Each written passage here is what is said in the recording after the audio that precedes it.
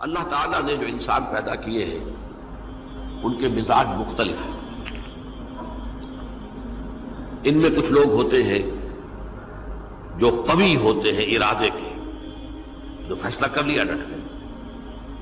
کچھ لوگوں میں وہ قوت ارادی اتنی مضبوط نہیں ہوتی، وہ ادھر ادھر سوچتے رہتے ہیں. کچھ لوگ جسمانی طور پر بہت توانا ہوتے ہیں، کچھ لوگ جسمانی طور پر پیدائشی طور پر کمزور ہوتے ہیں. تو اگر کوئی قوت ارادی کمزور رکھنے والا شخص ہے، وہ بھی تو اللہ کی تخلیق ہے، اللہ کا بندہ ہے. خطاؤں کا ظہور ہو جاتا ہے، توبہ کرتا ہے، پھر کچھ عرصے کے بعد پھر خطا کا ظہور ہو جاتا ہے، پھر توبہ کرتا ہے. تو ہم تو یہ سمجھیں گے کہ ایک حد کے بعد پھر اس کی توبہ قبول نہیں ہونی چاہیے. لیکن حدیث سنیے. وعن ابی ہریرہ رضی اللہ تعالی عنہ قال قال رسول اللہ صلی اللہ علیہ وسلم ان عبدا اذنب ذنبا، یقیناً ایک بندہ جو ہے وہ ایک گناہ کرتا ہے. فقال، پھر وہ کہتا ہے رب، اے میرے پروردگار، اذنبت فاغفر لی، مجھ سے گناہ ہو گیا ہے، مجھے معاف فرما دے. فقال ربہ، تو پروردگار یہ کہتا ہے اعلم عبدی ان لہ ربا یغفر الذنب ویأخذ بہ، میرا یہ بندہ یہ جانتا ہے کہ اس کا ایک رب ہے جو گناہ معاف بھی کر سکتا ہے اور سزا دے بھی سکتا ہے. کیا معنی ہوئے؟ گناہ اس نے کیا ہے لیکن جانتا ہے اللہ کو کہ وہ معاف بھی فرما سکتا ہے، تبھی تو وہ اللہ سے معافی کی درخواست کر رہا ہے. اس کے اس جاننے کی بنیاد پر، اس کے اس علم کی بنیاد پر، اس کے اس ایمان کی بنیاد پر فرمایا غفرت لعبدی، میں نے اپنے بندے کو معاف کر دیا. ثم مکث ما شاء اللہ، پھر وقت گزرا جتنا کہ اللہ نے چاہا. ثم اذنب ذنبا، پھر اس سے گناہ ہو گیا. فقال رب اذنبت ذنبا فاغفر، پھر کہتا ہے پروردگار مجھ سے گناہ ہو گیا، پھر مجھے معاف فرما دے.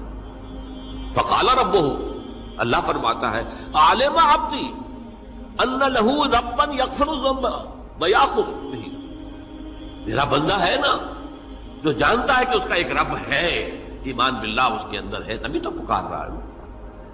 اور یہ بھی جانتا ہے کہ وہ گناہ معاف بھی کر سکتا ہے اور چاہے تو پکڑ بھی سکتا ہے، سزا بھی دے سکتا ہے.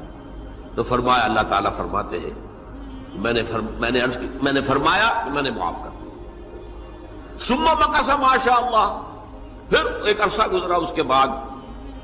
ثم اذنب ذنبا، پھر اس نے گناہ کیا. قال رب اذنبت ذنبا آخر، اس نے کہا پروردگار میں نے تو پھر ایک اور گناہ کر دیا، فاغفر لی، مجھے بخش دے.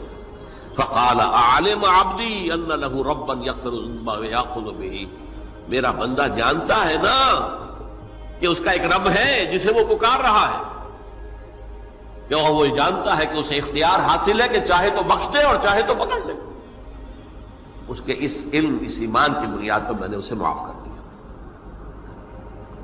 ایک اور حدیث، میں نے چونکہ اس گفتگو کے لیے ان احادیث کا تفحص کیا ہے، یہ تو بہت ہیں حدیثیں، میں نے ان میں سے کچھ چنی ہیں. ہمارے بعض واعظ ناصح وہ بھی کسی شخص کو روکتے رہے، برائیوں سے روکتے رہے، نہیں رکتا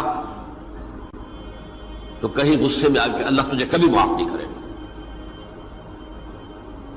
یہ کتنا بڑا جرم ہے، اس کا اندازہ کیجئے اس حدیث سے. تو میرے بندے کو میری رحمت سے مایوس کر رہے ہیں، کتنا بڑا جرم ہے، اس کا اندازہ کیجئے. یہ مسلم شریف کی روایت ہے عن جندب، حضرت جندب رضی اللہ تعالی عنہ سے، ان رسول اللہ صلی اللہ علیہ وسلم حدث، کہ اللہ کے رسول صلی اللہ علیہ وسلم نے ایک واقعہ بیان کیا.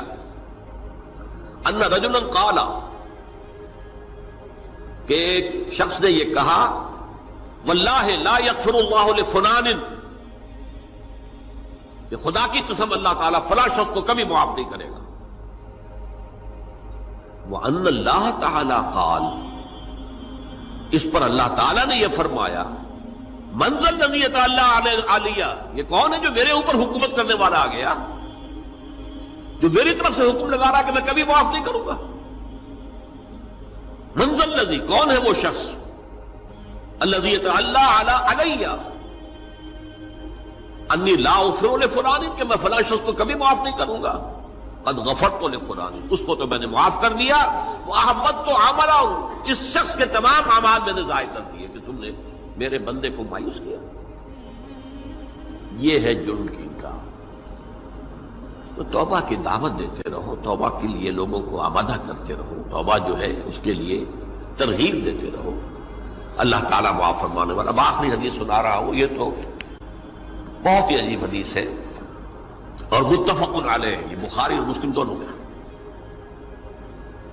حضرت ابو سعید الخدری رضی اللہ تعالی عنہ جو ہے وہ اس کے راوی ہیں۔ حضور نے فرمایا کانا فی من کانا قبلکم رجل قتل 99 نفسا، تم سے پہلے جو امت تھی بنی اسرائیل، گویا کہ ان کا ذکر ہے، اس میں ایک آدمی ایسا تھا جس نے 99 قتل کیے تھے۔ اب آپ اندازہ کیجئے کتنا بڑا گناہ کبیرہ ہے قتل۔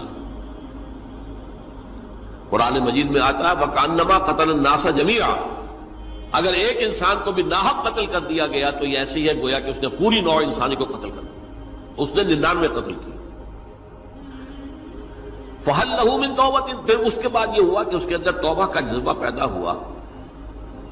فَسَأَلَ عَنْ أَعْلَمِ أَهْلِ الْأَرْضِ، تو اس نے پھر سوال کیا، لوگوں سے پوچھا کہ زمین میں رہنے والوں میں کون سب سے بڑا عالم ہے؟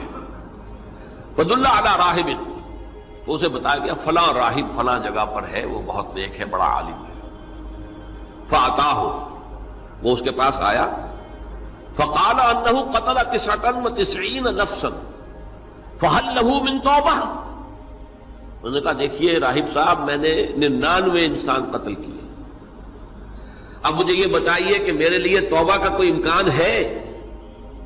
فَقَالَ لَا، انہوں نے کہا نہیں۔ فَقَتَلَهُ، اس نے اس کو بھی قتل کر دیا۔ فَكَمَّلَ بِهِ 100، اپنی سینچری مکمل کر لی، مطلب 99 کے بعد ایک کی کسر تھی، اس کو بھی قتل کیا، 100 پورے کر لیا۔ ثُمَّ سَأَلَ عَنْ عَالِمِ أَهْلِ الْأَرْضِ، پھر اس نے پوچھا کوئی اور کوئی بڑے عالم انسان ہو۔ فَدُلَّ عَلَى رَجُلٍ عَالِمٍ، پھر اس کی رہنمائی کی گئی ایک بڑے عالم شخص کی طرف۔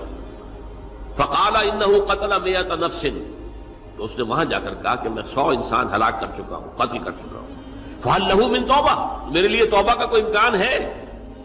فَقَالَ نَعَمْ، کہا کیوں نہیں، 100 قتل کیے تب بھی کیا ہے، توبہ کا راستہ دروازہ کھلا ہوا، مَا لَمْ يُغَرْغِرْ، جب تک کہ وہ گھنگرو نہیں بج رہا اس وقت تک تمہارے توبہ کا دروازہ کھلا ہوا ہے۔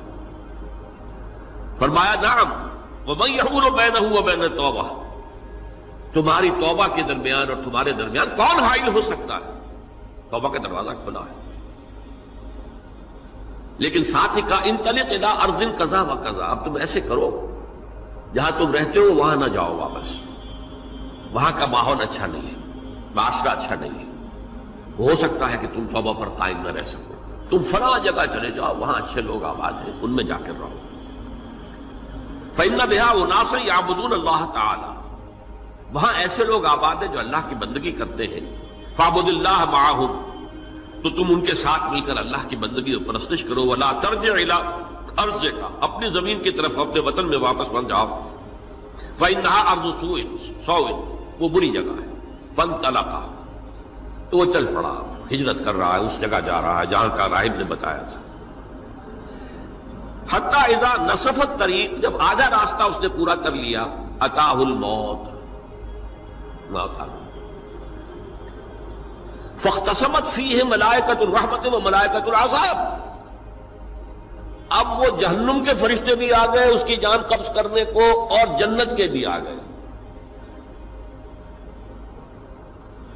فقالت ملائکۃ الرحمہ، رحمت والے جو فرشتے ہیں جنت والے، انہوں نے کہا جا تائبا مقبلا بقلبہ اللہ تعالی، یہ شخص توبہ کر کے اللہ تعالیٰ کی طرف ہجرت کر رہا تھا، اس لیے اس کی نیت کی بنیاد پر اب یہ جنتی ہے، لہذا اس کی روح ہم قبض کریں۔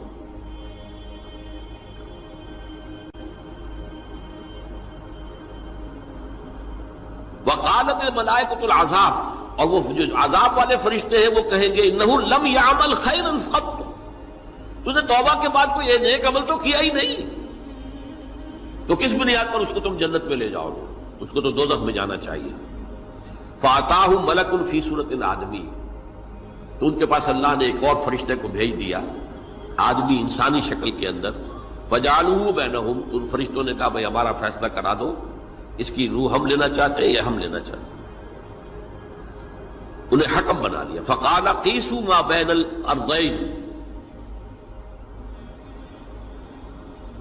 فَإِلَىٰ أَيَّتِهِمَا كَانَ أَقْرَبَ، کہ تم فاصلہ ناپ لو جہاں سے وہ چلا ہے اور جہاں جا رہا تھا اور یہاں اس کی موت ہو رہی ہے، تو کون سا فاصلہ زیادہ ہے؟